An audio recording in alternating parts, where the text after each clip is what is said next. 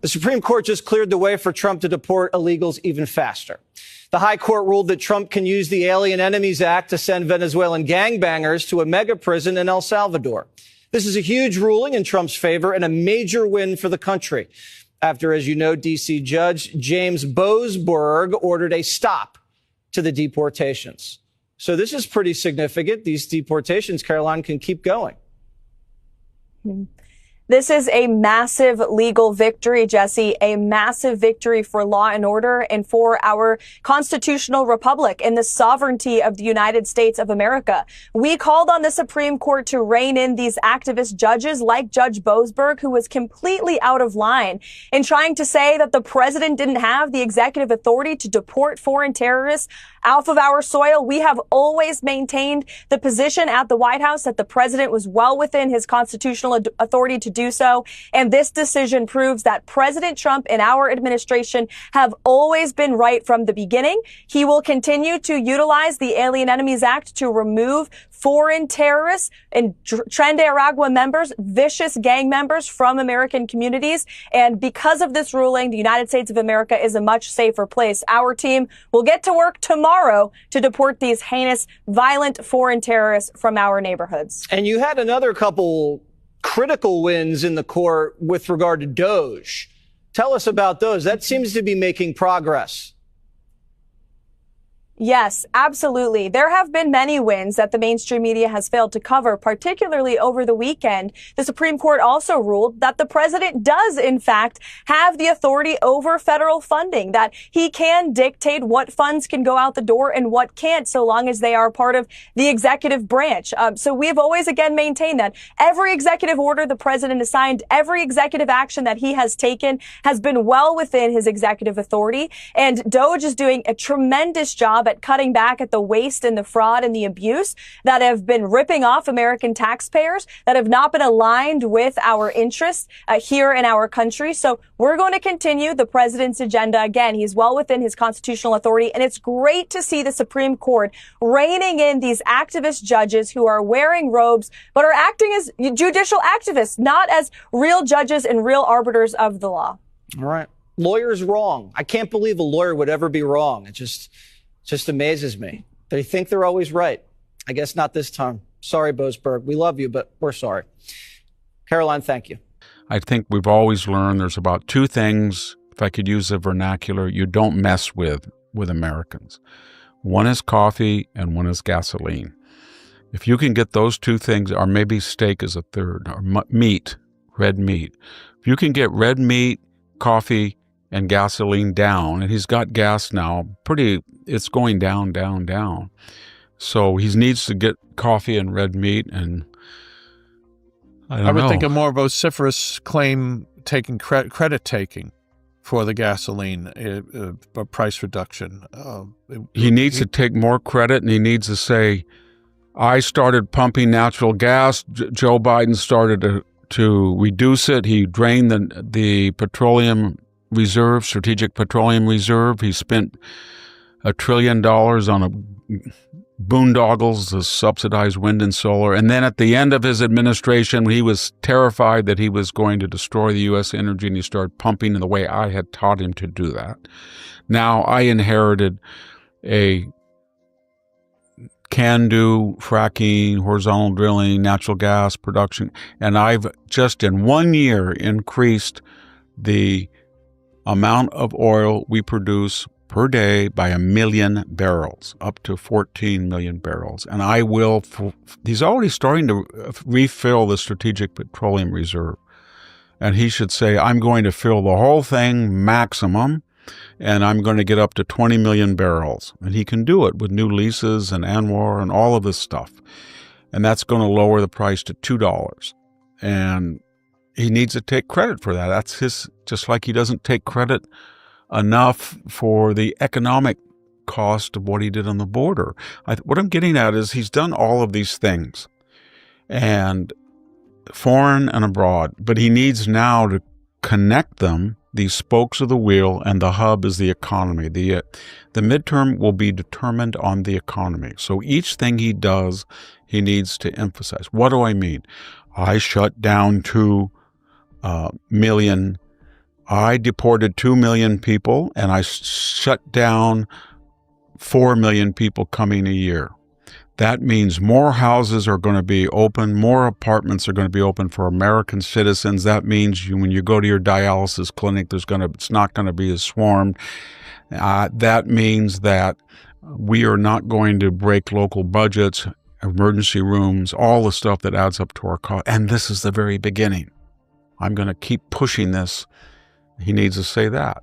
He needs to say, when I went into Washington, and even Chicago, the burglary rate, the assault, the rape rate, and these have economic consequences. When people feel safe, they go out and purchase things. They increase GDP. They lower the cost of crime, and that's my point. When I go overseas and I job on, I know I sound obnoxious sometimes, but when I tell Canada, you better get up to 2%, that means that our allies will share the burden of Western defense, and that puts less pressure on us to build weaponry and take over from them. He needs to say that, and he needs to say that A vibrant America is in the world's interest. Don't touch people. Leave them alone. Don't touch them. I'm not going to fight. He doesn't want to talk to you. Get the fuck back over. Get walking, Nazi. Get fucking walking, Nazi. Hi, I'm Matt. I'm not trying to be recorded. I just want to open dialogue. Keep going, motherfucker. Keep going. Keep going. No one wants to dialogue with a Nazi. I voted for Bernie in 2015. I really Yeah, so you fucking Nazi. Fuck you. Fuck you. Keep walking, motherfucker. Please. Get out of here. Keep going, you fucking Nazi. I'm just trying to have dialogue, man. I don't care about your fucking dialogue. Your dialogues are based off the extermination of other people. Get the fuck across the street, motherfucker. Get the fuck across the street. We're not hostile. We're not hostile here. We're not hostile. Please. We understand. We're all angry. We're all angry. I know. He's a groiper. I understand. He tries to say things to make it seem like he's nice and like he's cool. We understand. Nice camera guys right there. I understand that. I support your rights. You can be whoever you want to be, and I honestly support Get that. fucking going. Get fucking going.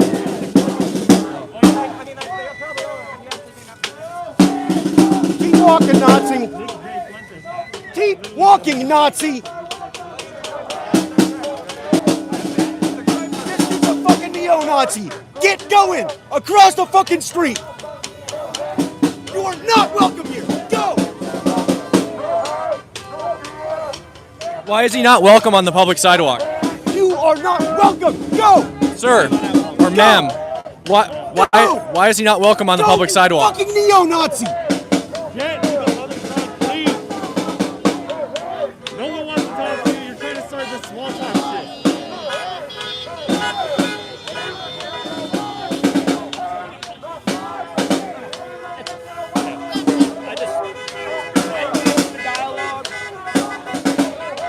Why is he not welcome on a public sidewalk? Nazi. Go. Go. Go. Go. Relax, please, relax. He's not here to harm us or anything. He's not here to provoke us or anything. I understand that, but the conversations that we've had, I'm pretty sure he's not going to go against it because he's all on camera, okay? He's a cool guy, but He's not a cool guy. I understand what he stands for. And he's cool right now. He's not harassing us. He's not doing anything. He's just talking to us. That's it. We get all Nazis out of any given space. We understand. It's the only way to protect We understand that. We understand that. Do not cause any. That's it. Okay. That's it. Have a normal conversation with them. That I'm not gonna fucking do. Because that's all they want from you is your reaction. You know better than that. We all know better than to give them a reaction, right? You getting this? I Right. know the one thing that has always fucking worked, and that's forcing Nazis out of any fucking space they try to 100%, have. 100%.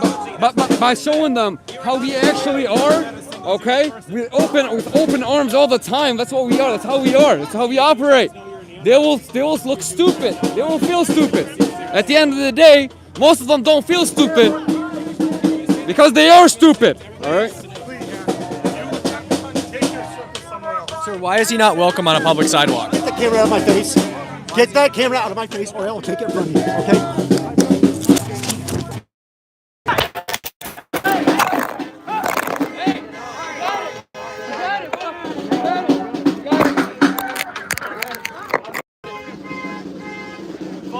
Phone right here. Is this his phone?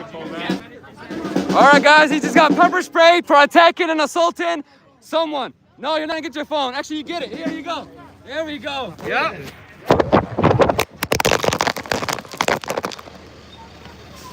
Come on in. Come on in. No! Disgusting fuck pepper spray! No! Why did they pepper spray? What did he do? Everybody back up. I got it. Flush his eyes with this water right here. Here you go. You going in? Go in first, boys. All right. No, guys. Can I use this? Yes. Flush his eyes. Bring him right there. That's okay. Keep them close. Try not to rub them. All right. You don't need to take me out. You're good. We get him some napkins. Yeah, Cam, why'd they pepper spray you? just don't rub them. Just stab. Just stab. Open. This on your eyes. Is it this side though? I'm sorry to call. Were you over there by yourself? There was one other guy over there. All right, boys. We're in deep. Our boy just got pepper sprayed. We're in deep, guys. Listen, Christianity is the religion of peace. Islam was spread by the sword. As you can see here, they will attack us. They will. Kaylin from Kaylin. Frontlines? I'm right here. I'm right here. Oh, Is my live on, Yeah. Kaylin? Yeah, it is. He's It's live. we're filming right now. All right, you guys got the jug that was water right here? Is Okay. it helping? We have water that we should pour. Yeah, we got a bunch of water, buddy. We got a bunch of water. Yeah, stand Listen, up really buddy. quick. Listen. We're on the other side. We're standing on the other side over there. Cam got pepper sprayed. They chucked and stole his phone, threw it in the street. I went and picked it up. We got Cam over here. Getting his, Listen, I'm water. Listen, I'm armed, so I'm gonna go out. No, you're fine. It's Hey, like don't worry about the bus. Get it soaked. wet ground. Good. Keep blinking. Yep. Good. That one's got spray. Oh, yeah. I taste it. Your champ, Cam. Good.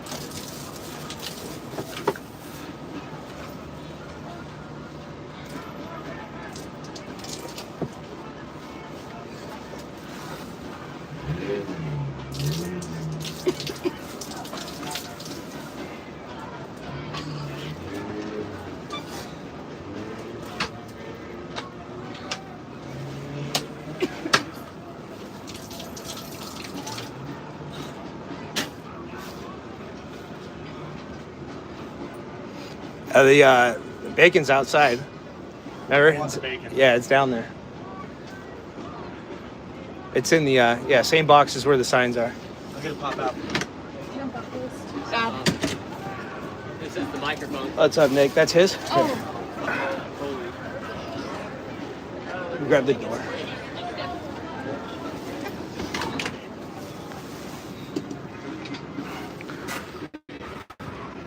We're gonna retaliate by burning a Quran.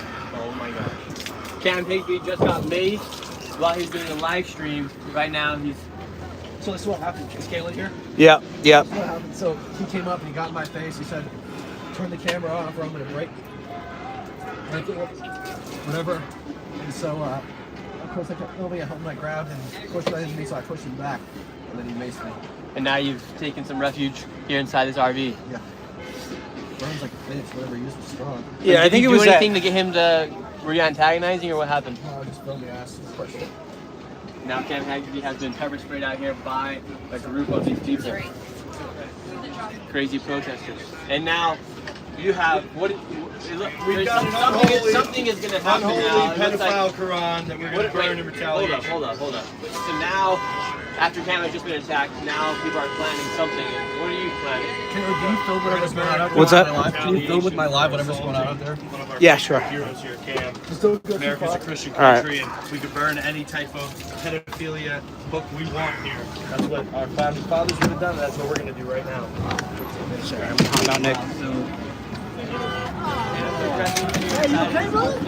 I'm good. I'm good. It's Cam though. Today on the streets of Dearborn, I was pepper sprayed, maced by protesters because I asked them simply why they were harassing and touching another individual who had stated repeatedly that he was only on their side of the street to talk to them and have a dialogue. My phone was smashed. You can see the broken camera right there. They stole $50 out of my pocket and they stole my microphone receiver.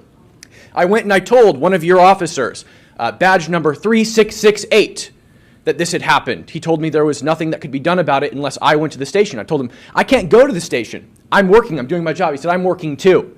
I said, yeah, and your job is to protect me and all of the people that are out here today. Has two-tier policing made its way to the United States? It's something that we've seen in Britain for quite some time. Remember the rape gangs, or the grooming gangs as they were called, who weren't arrested because the police were afraid of being called racist, which is basically a two-tier system where some people can rape little girls and not get arrested, where others can post something uncomfortable on social media and get arrested? Well, it looks like maybe that kind of two-tier policing is starting to come to the United States. I mean, take a look at one journalist here, Cam Higbee, in Dearborn, Michigan, which is the area. My main issue here is that you said I could go into the station later and file a report. He's in Black Bloc. You're never going to find him Muslim again. majority town. You will never find him again. The detective will not find him. I promise you, I've been in this situation before. You're never going to find him. He's masked head to toe. You will never find him again. Yeah, that is shitty police work. It's lazy. So you know that a crime happened, and you're going to let it slide because why? Then go arrest him. Okay, find me somebody who can. Okay, yeah, find the police report after he's gone and you'll never find him again. This is lazy police work. You are a lazy police officer. Or you just don't want to get him. One of the two. Yeah, I'm going to be reporting that police officer to the you know, I'll get his name and badge number real quick. Before we leave, I'm going to get his name and badge number. Oh, I thought he couldn't leave his post. He's gone. He's not even here anymore. He said he couldn't leave his post. We're going to go right over there. We're going to say hi to him. We're going to get his name and badge number before we leave. Hey, officer!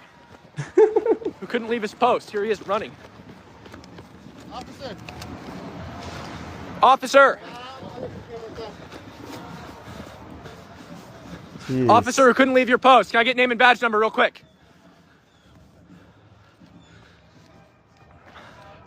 Officer, you said you couldn't leave your post a second ago. That was a lie. Can I get your name and badge number before I leave? Name? Okay, thank you. You can leave your post to take a personal phone call, but not to make an arrest, apparently. Violent attack, you can't leave your post. Personal phone call? Oh, there we go. Yep. Two-tier policing for you right there. Jeffrey Epstein, here's what you said.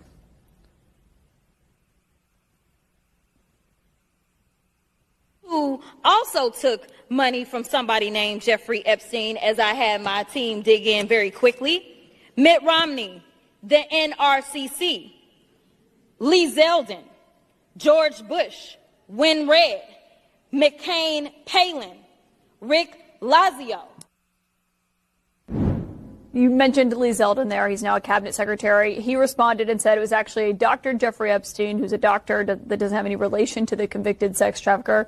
Unfortunate for that doctor, but that is who donated to a prior campaign of his.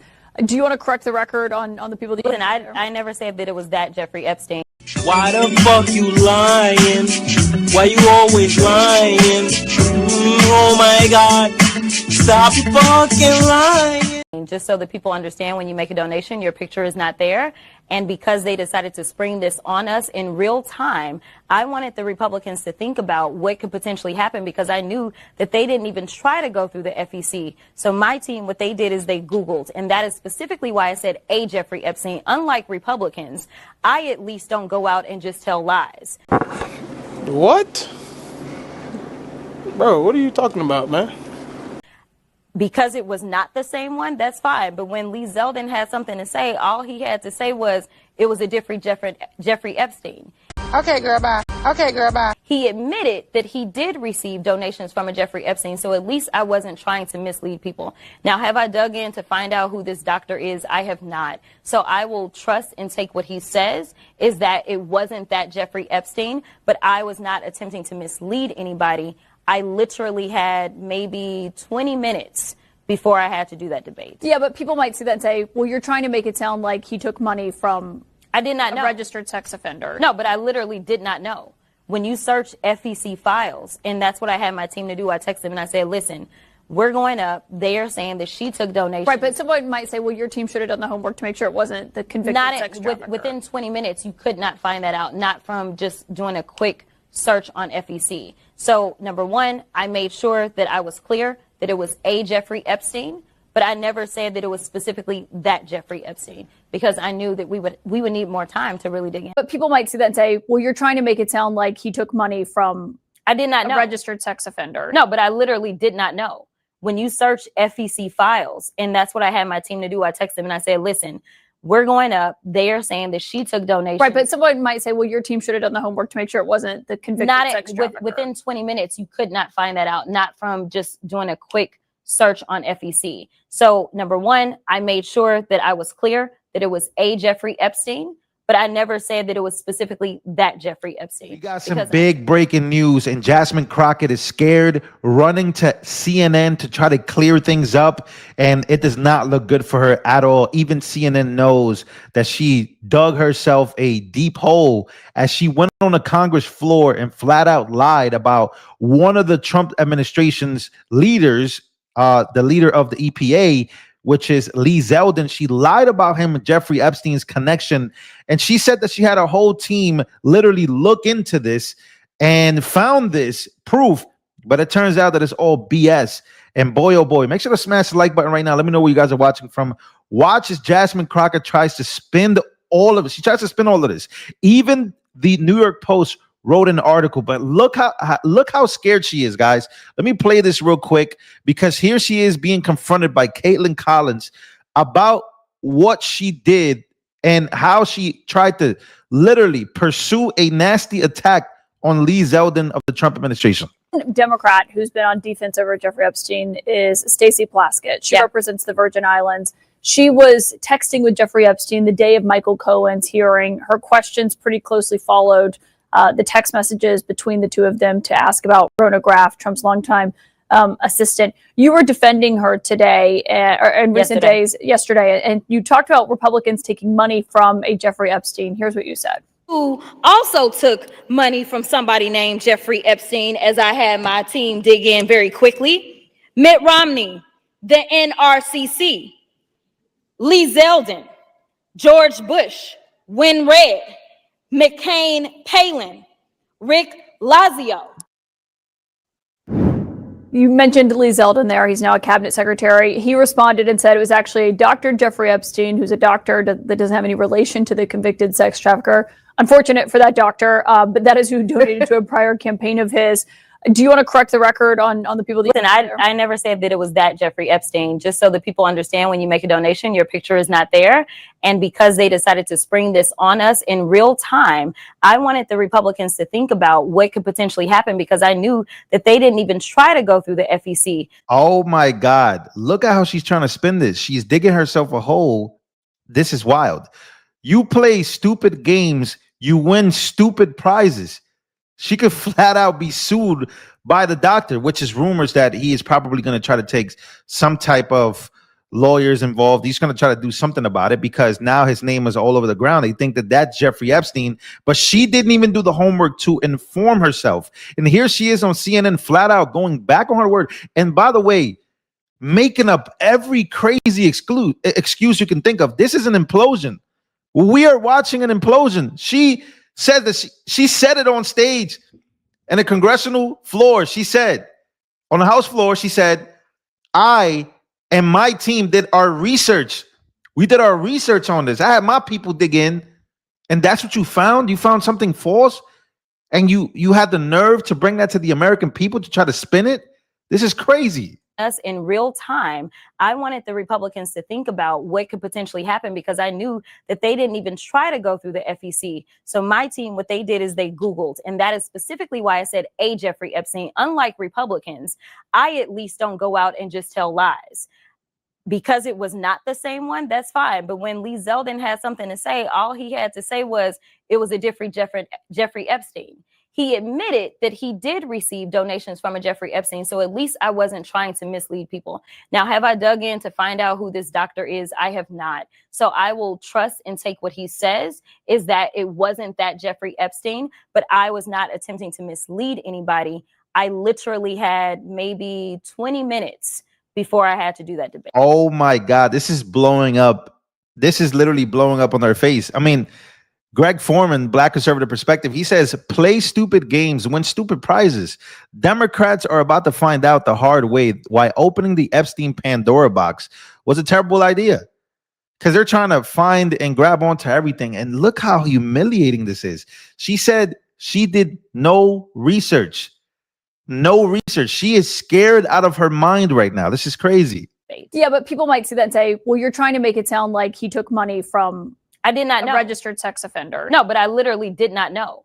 When you search FEC files, and that's what I had my team to do, I texted them and I said, listen, we're going up. They are saying that she took donations. Right, but someone might say, well, your team should have done the homework to make sure it wasn't the convicted sex trafficker. Within 20 minutes, you could not find that out, not from just doing a quick search on FEC. So number one, I made sure that I was clear that it was a Jeffrey Epstein.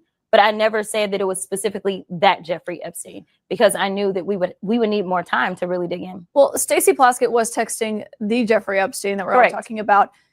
You voted against the censure for her to remove her from her committees. You know, we pressed the minority leader, Hakeem Jeffries, on this last night. Maybe you don't think she should be removed from her committees. But why do so many Democrats seem unwilling to say it's inappropriate to be texting with a registered sex offender about what you're going to ask a witness at a congressional? Yes, Caitlin. Yes, Caitlin, you're asking the right questions. Caitlin Collins has been on fire confronting these Democrats on their hypocrisy. How crazy is it that she literally, again, say what you want about CNN, say what you want about her, but she is confronting Jasmine Crockett on the fact that she literally lied and her team did no research, and she had the nerve to sit up there so confident that she had this information on this Jeffrey Epstein to try to make this link to an innocent person like Lee Zeldin and an innocent person by the name of Jeffrey Epstein, which, golly, just so happens to be his name. He was a doctor, right? And he contributed to Lee Zeldin before, but she didn't do no research on that at all. And then Caitlin Collins is confronting her now about the fact that, wait a minute, you're trying to make this and you have no research, but there was a sitting congresswoman texting Jeffrey Epstein. Are you going to condemn that? Well, you'll be surprised to hear this crazy answer. This last night. Maybe you don't think she should be removed from her committees. But why do so many Democrats seem unwilling to say it's inappropriate to be texting with a registered sex offender about what you're going to ask a witness at a congressional hearing? So I'm not going to necessarily say that that's the case. Now, this is somebody that was a former prosecutor. Now, I haven't sat down and talked about all the specifics of why Stacey was doing what she was doing. I know that when she got up and she spoke, she talked about the fact that this is one of her constituents. At the end of the day, what I know of prosecutors is that they are typically talking to co-defendants. They are typically talking to the people that have the best information. And what you had was you had the former attorney for the president that was sitting there. And honestly, we knew, or she knew, or at least Jeffrey Epstein presented that he was very cozy with the president. He had more information, registered sex offender or not. The bigger question is, why is it that the president was so cozy with a registered sex offender even after he ultimately ended up with some of his convictions? And seemingly he had absolutely been on the plane with him.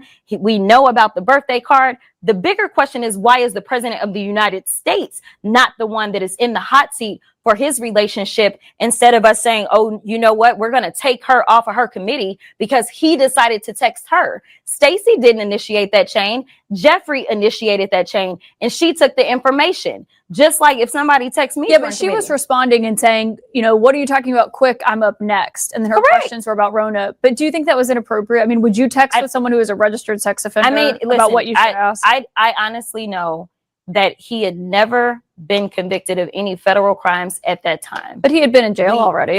He had been got a in plea jail. deal. And in my Bro, this is so bad.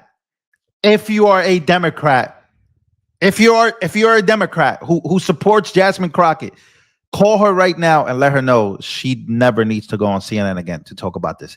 This is so bad. They are jumping through every loophole. And by the way, how crazy does she think that we are as the American people? I'm pretty sure some people on the left probably see the same thing. He was texting her, Plaskett, right? The person that she's defending. He was texting her to hurt Trump. They were trying to hurt Trump. And then she's saying, well, the same person that's trying to hurt Trump is also his friend. So what's the story here? Because even Cenk Uygur said the same thing. He said, wait a minute, I'm a progressive. I'm a Democrat. I'm against Trump. But I got to say, why in the world should we believe that these guys were best friends, the picture that they're trying to paint us, when you yourself are saying that he was texting information to a Democrat congresswoman to get information to hurt him, texting a sex offender, and they're jumping through every loophole possible. They just opened up a can of worms that, look, you can tell, by the way, I've never seen Jasmine Crockett like this before. I've never seen her this scared before. And you can just tell she is trying to save face. She is trying to save every little bit that the party got, because when everything does come out, and again, I'm starting to really feel, and I don't want to sound like that MAGA guy, like, oh, Trump is always right, Trump, but man, like, come on. You know, I don't want to sound like that because I like to be objective. I don't want to sound like the guy like Trump is always right. Trump is, man. Let's finish this though. Let's see how many hula hoops she's going to try to jump through to try to, again, explain to the American people why we should literally side with the Democrats, knowing that they text Jeffrey Epstein, and side with them knowing that you're trying to jump through every loophole after you've been caught lying about Lee Zeldin having donations from Jeffrey Epstein. Been convicted of any federal crimes at that time. But he had been in jail already.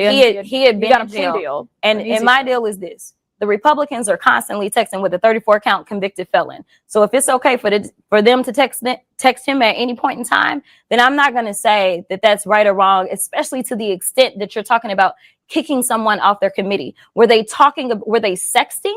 Was it a matter of her being involved in the pedophilia? No, it was nothing like that. She was trying to understand. Let's say Jeffrey Epstein said, you know what? I have these pictures, these salacious pictures, because I know that the president got down and did these things. Do you think that it would be inappropriate for her to ask about those things if he said he had personal knowledge? I think the context matters, but obviously it seemed like he was helping her. But I do want to ask. Yeah, he was helping her to take down Trump. So what's the argument here? You're saying that he is his friend, but his friend is texting her to take him down? It makes no sense. Context does matter. And Jasmine Crockett literally had an implosion. This is going viral. This is everywhere. And shout out to Caitlin Collins for, again, you know, she's a Democrat, obviously, but she's asking the right questions, in my opinion, when it comes to this, because you are seeing a full-blown blitz against the president with these Epstein files, not for the victims, not for anything that has to do with how bad these people really were. You know what they're trying to do here is get one person. And now what they're actually uncovering, and what we're all uncovering, is that Jeffrey Epstein had the government on lock. He had the Democrats on the pocket. He had their phone number. Who else? What else is going to come out? I'm actually very excited about this, because now we're going to get truth. We're going to get truth. And this is way before Jasmine Crockett's time, which is crazy how she's getting involved here trying to defend all these Democrats. She doesn't know what's about to come out. And I'm pretty sure a lot of Democrats are about to be implicated. And again, that's why I think Trump feels so comfortable now, because he's saying, wait a minute. Instead of me saying, yeah, this is a hoax, you guys are just trying to get me, you don't care about the victims, let's just do what we can. And you should. And I think he should even if he's on the list or not, because obviously his name is attached, whether he kicked out Jeffrey Epstein, kicked him out, whether he worked with the FBI to try to take him down. Obviously, Epstein wanted to take Trump down at some point. Why? Let's all figure that out. I'm very interested in this, but it's pretty wild hearing how scared Jasmine Crockett is here. Again, she's on the New York Post. They say, genius. Jasmine Crockett says Jeffrey Epstein funded Lee Zeldin, but files show it wasn't that Jeffrey Epstein. It was another Jeffrey Epstein. And she says, we're going to expose it all. This is coming from, they're on this. We're going to expose it all, she says. Representative Jasmine Crockett warned while accusing Lee Zeldin of taking donations from somebody named Jeffrey Epstein, claiming she very quickly found evidence linking the Rhode Island Republican to late sex offender who died in jail awaiting trial in August of 2019. So all of this is coming out. This is very scary for her because you literally, if Democrats felt that they had all the momentum when it came to this, but it looks like, again, the momentum has left them, and the momentum is leaving them very, very, very quickly, ladies and gentlemen. We had this Marjorie Taylor Greene back and forth with Trump over the Epstein files, where she was attacking Trump, attacking him, and then she tried to clarify herself and said, I'm not suggesting you are in them, but you got to release them because the Clintons are in them and Hillary's in them on the flights. And then Trump got exasperated. And then she went on The View and said she was pretty much the same as The View, or sort of. And so he really went DEFCON 1 on her, full mega tonnage. I think he's going to discover if a tariff is on a product that Americans don't make or cannot make but want, then you're going to have to address the larger picture and not to tariff things that will raise prices up for Americans who will buy that again and again and again. I think we've always learned there's about two things, if I could use the vernacular, you don't mess with Americans. One is coffee and one is gasoline. What I'm getting at is these things are adding up and they bother the base. And Trump just dismisses them, but he should address them because he's got just a year and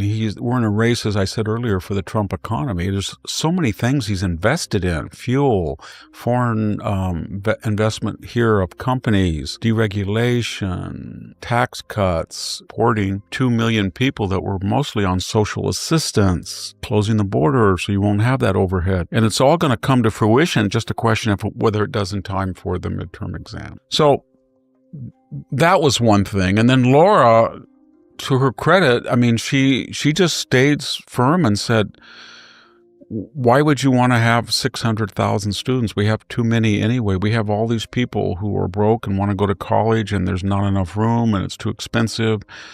And we know that Stanford Review, I had a wonderful dinner the other night with kids. I shouldn't say kids, they're better informed than I am, on the Stanford Review paper, the conservative paper. And they had run a series about espionage. It was almost Pulitzer Prize of the old Pulitzer Prize standard, showing that the Communist Party inserts people among the students who go after people to develop relationships with and then to use them as conduits for technology transfers and things like that. And so that hurt him, the 600,000, because most people want 300 Chinese students, not 600,000. I'd be happy with 0 students coming from, just like we did in the Cold War with Russia. So that was another thing that happened. Laura, and then Marjorie Taylor Greene, and then we've had some people angry at the tariffs. So that was I think that won't happen, the 600,000 students. I think he was trying to use that as a leveraging tool, and he knows that they need the students because without that technology transfer, they're going to fall further and further behind. They're emulative. That's all they can do, is emulate Western Europe and the United States. Why give them the opportunity to do that?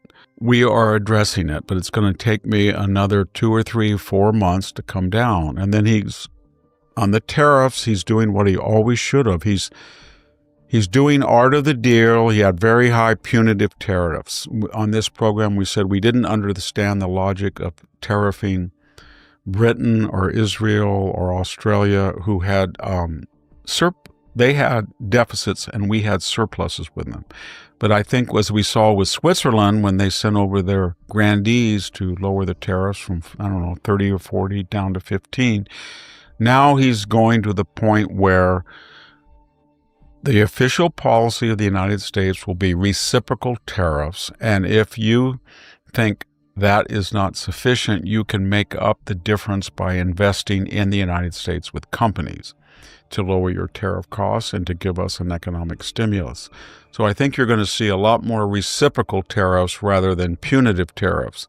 And that's going to help too. So, but you're right, that does temporarily drive up prices, although the Wall Street Journal just, I don't know, Forbes and the Wall Street Journal said they couldn't think that it's resulted so far with more than 1% in increase can be attributable to the tariffs so far. But when they come down, it'll be good.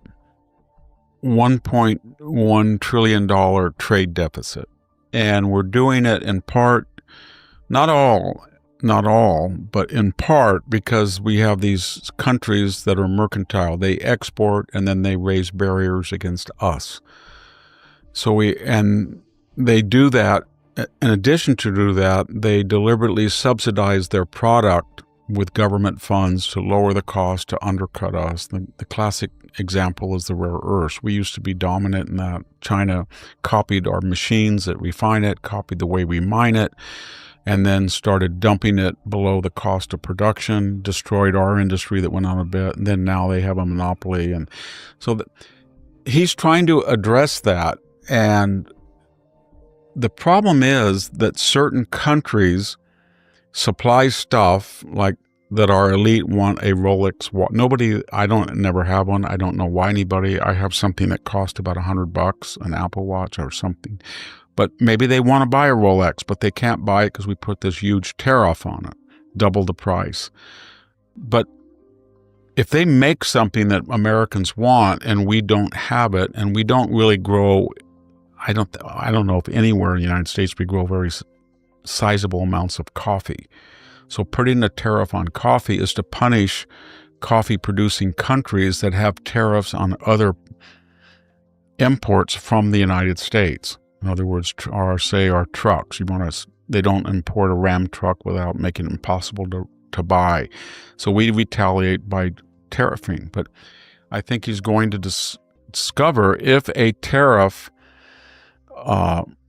is on a product that Americans don't make or cannot make but want, then you're going to have to address the larger picture and not to tariff things that will raise prices up for Americans who will buy that again and again and again. I think we've always learned there's about two things, if I could use the vernacular, you don't mess with Americans. One is coffee and one is gasoline. If you can get those two things, or maybe steak is a third, or meat, red meat. If you can get red meat, coffee, and gasoline down, and he's got gas now, it's going down, down, down. So he needs to get coffee and red meat, and I would think a more vociferous claim taking credit taking for the gasoline price reduction. He needs to take more credit, and he needs to say, I started pumping natural gas. Joe Biden started to reduce it. He drained the petroleum reserve, strategic petroleum reserve. He spent $1 trillion on boondoggles to subsidize wind and solar. And then at the end of his administration, he was terrified that he was going to destroy the U.S. energy, and he started pumping in the way I had taught him to do that. Now I inherited a can-do fracking, horizontal drilling, natural gas production, and I've just in 1 year increased the amount of oil we produce per day by 1 million barrels, up to 14 million barrels. And he's already starting to refill the strategic petroleum reserve. And he should say, I'm going to fill the whole thing maximum, and I'm going to get up to 20 million barrels. And he can do it with new leases and ANWR and all of this stuff. And that's going to lower the price to $2. And he needs to take credit for that. That's just like he doesn't take credit enough for the economic cost of what he did on the border. What I'm getting at is he's done all of these things, and foreign and abroad, but he needs now to connect them, these spokes of the wheel, and the hub is the economy. The midterm will be determined on the economy. So each thing he does, he needs to emphasize. What do I mean? I shut down 2 million. I deported 2 million people, and I shut down 4 million people coming a year. That means more houses are going to be open, more apartments are going to be open for American citizens. That means when you go to your dialysis clinic, it's not going to be as swarmed. That means that we are not going to break local budgets, emergency rooms, all the stuff that adds up to our cost. And this is the very beginning. I'm going to keep pushing this. He needs to say that. He needs to say, when I went into Washington, and even Chicago, the burglary rate, the assault, the rape rate, and these have economic consequences. When people feel safe, they go out and purchase things. They increase GDP. They lower the cost of crime, and that's my point. When I go overseas and I job on, I know I sound obnoxious sometimes, but when I tell Canada, you better get up to 2%, that means that our allies will share the burden of Western defense, and that puts less pressure on us to build weaponry and take over from them. He needs to say that, and he needs to say that a vibrant America is in the world's interest. Yes, security. And everything he's doing has an economic aspect to it. It really does, and so I hope he can do that, because eventually, the only thing, I'm not at all pessimistic about the economy or prices or inflation. I just don't know if they're going to kick in these programs enough by November of next year to get, inflation down to 0.3 or something in the third quarter.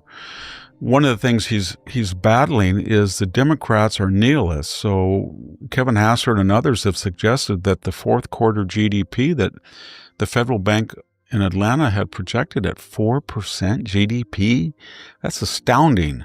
They think it's going to go down by 1.5 to 2.5, just because of the 6 weeks, $15 billion a day minimum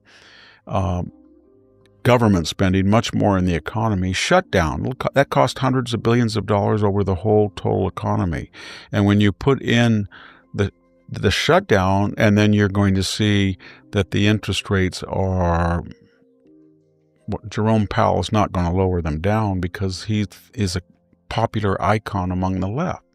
And he's a beleaguered target of Trump, and they think they've made him into a folk hero. So he's going to try to keep interest rates high, and they are going to go on the offensive. There's a bunch of little people in a room at the DNC, and they have their talking points. Today, it's affordability. They came up with affordability. And then a month ago, it was Epstein letters, and shutdown. They get the key buzzword, and we're going to see recession. We're going to Wall Street collapse. So if he can battle the fake news, if he can get the interest rates down, if he can avoid another shutdown in January or later in the year, he'll be fine. Gavin Newsom has a $9 million home, right? So what am I getting at? The people who destroyed the state and made people in the San Joaquin Valley or Inland Empire or foothills have to pay these exorbitant prices never had to suffer the consequences of their own ideology. They made out like bandits, and they live in splendor. So they're going to have to step in, or we're going to have a civil war. I have mixed feelings about this, because on the one hand, these noble people who tragically lost their homes are being used as pawns because they have a lunatic mayor, Karen Bass, a lunatic city council in LA. All they're interested in is fighting ICE. There's 1 million illegal aliens in Los Angeles County. How it got to that point, I don't know, but that's what the agenda of Newsom and Karen Bass are. They care more about illegal aliens not being deported than they do homeowners. And they have this idea that they're going to rezone the Palisades and make high-density housing, or at least small little cottage. I don't know what they are, but they don't want these people who were affluent to build these majestic Romanesque homes again, you know. I drove through there about 2 weeks ago, at least along the PCH, and there's nothing happening. It's just pathetic. And then when I said I'm conflicted, Prop 50, which is going to destroy the bipartisan committee and gerrymander California from 9 congressional Republican representatives to probably 4 or 5. They voted almost 60%. So a lot of those people in the Palisades voted for this thing. And they keep voting for Newsom, and they keep voting for the Karen Basses of the world, and they keep voting for these crazy people in the legislature. So then they get surprised when it boomerangs back on them. The voting of the elite along the coast is, I want to use other people as lab rats. I want to build massive solar plants. I want to decommission nuclear plants. I don't want natural gas or oil to be tapped in California. I want to overregulate agriculture. I don't want any charter schools, prep schools. I want the teachers' unions to run the state and the government unions. I think homeless is really great. I don't want to touch the homeless problem. I want to have reparations. And then, ding, I live in Bel Air. Ding, I live in Atherton. Ding, I live in Napa. Ding, I hang out on the shores of Lake Tahoe. And what I just described is the mentality of the Bay Area people who got us to this mess in this state. And I'm talking about you, Jerry Brown, 16 years as governor. Gavin Newsom, maybe 30 years, San Francisco City Council, San Francisco Mayor, San Francisco Lieutenant Governor, San Francisco Governor. You got about 30 years right there. And then you had Barbara Boxer. She was responsible, the late Dianne Feinstein, Nancy Pelosi, Kamala Harris. What do they all have in common? Well, they all wanted to make a progressive radical state, and they got their wish. We have the highest gas prices, the highest gas taxes, the highest electricity cost per kilowatt. We have 49th, I think Reason magazine said our infrastructure and highways were. We're about 42nd in education. We've got San Francisco's per capita property crime rate was the highest in the country. We've got the most illegal aliens. We've got the most homeless people. 1/3 of the population is on 1/3 of the United States population on entitlements lives here. Half the births are on Medi-Cal. I could go on forever. That's the state.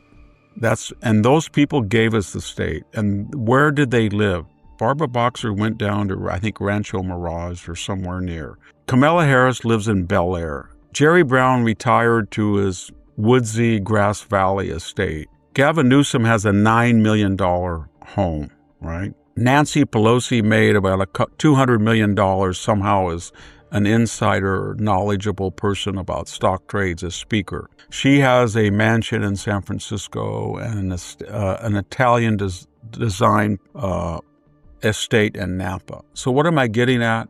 The people who destroyed the state and made people in the San Joaquin Valley or Inland Empire or foothills have to pay these exorbitant prices never had to suffer the consequences of their own ideology. They made out like bandits, and they live in splendor, and people can't make that connection, and they keep voting them in. So what happens? We're in a doom loop. The people that can make the connection, they leave, 300,000 a year. And the people who are left are either the very, very wealthy who are immune from the toxicity of what they plan for others, or they're the 50% of the state who Medi-Cal pays for all their births, or the 40% that pays for their health care.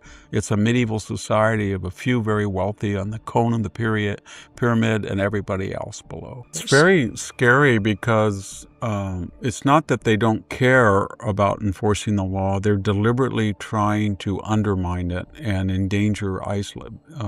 Mayor Johnson has bragged that he wants to physically stop ICE and that they have no jurisdiction within Chicago, as if all the property of Chicago belongs to the city of Chicago. That would be like saying Illinois does not have a state property inside, or the federal government. They have lots of them. They have probably $1 billion of property. Every city has federal and state property in it, of which the city has no jurisdiction over in most cases. So he's openly, and then you have Governor Pritzker, who uses now, he thinks he wants to be president, so he's a spoiled Nepo baby. He's a billionaire based on the work of somebody other than himself, that he inherited this huge fortune and bought his way in. And he was an obscure, buffoonish type of governor, and now all of a sudden the dearth of candidates on the left, he thinks he's the head of a big state like Gavin Newsom, and he's letting off F-bombs. He just yesterday said, I want to tell everybody that Trump's not going to go in there. What Trump basically said, the Department of Education, they cannot teach in the public schools racism and all of this anti-white, anti-American stuff. So in the twisted mind of the left, they say, after we have politicized the curriculum and destroyed meritocracy, and nobody knows anything after they graduate to the degree they graduate, any attempts to reform it and put it back in the middle is interference and propaganda. That's what Pritzker's saying.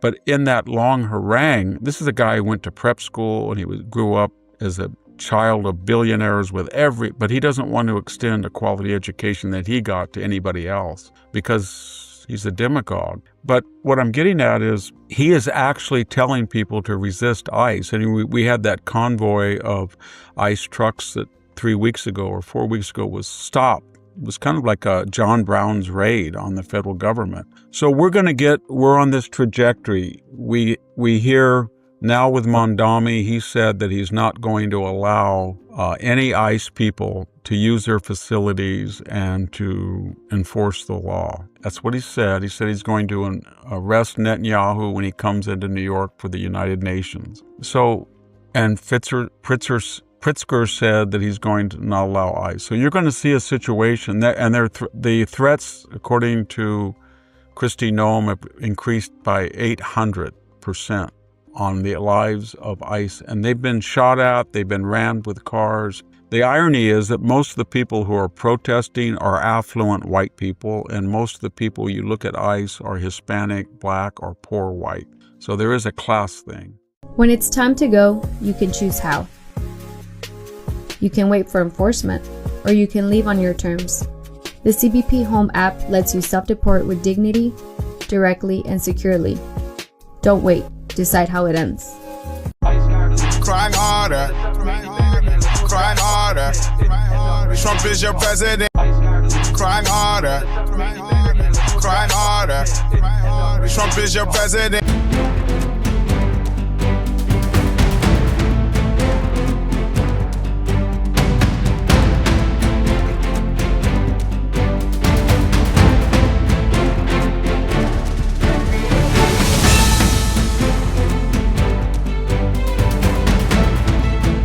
On the 3 unfired casings read, "Hey fascist!" exclamation point, catch exclamation point. Do you think Donald Trump is a fascist? Yes, I do. No one has ever been more dangerous to this country than Donald Trump, and he is a fascist to his core. Hey, let me shut down the city! We are at war! We're in a war right now. We are at war. So you have to be willing to do whatever is necessary in order to save the country.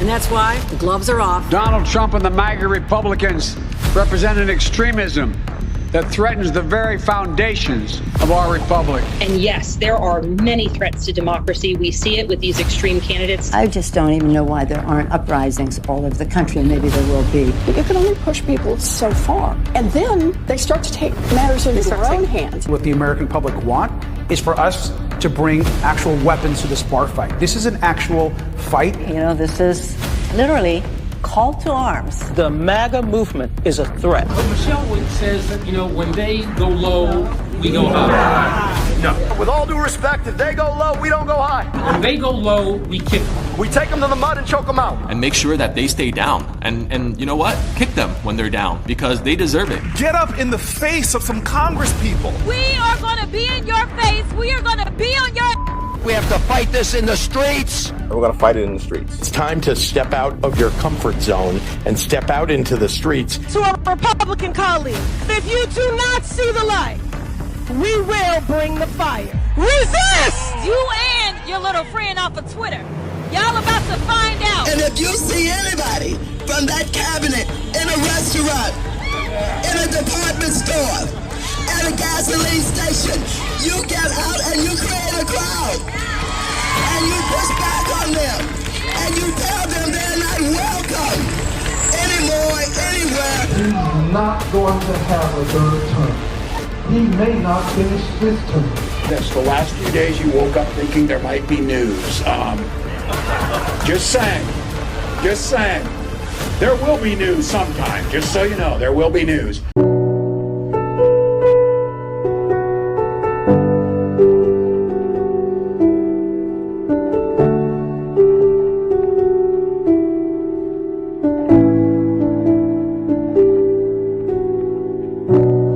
I want to be remembered for courage for my faith.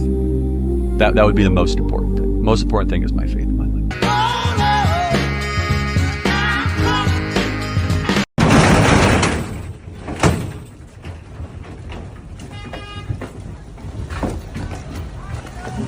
But if you're not happy in the U.S., if you're complaining all the time, very simply, you can leave. You can leave right now. Come back if you want. Don't come back. It's okay too. But if you're not happy, you can leave. Baby.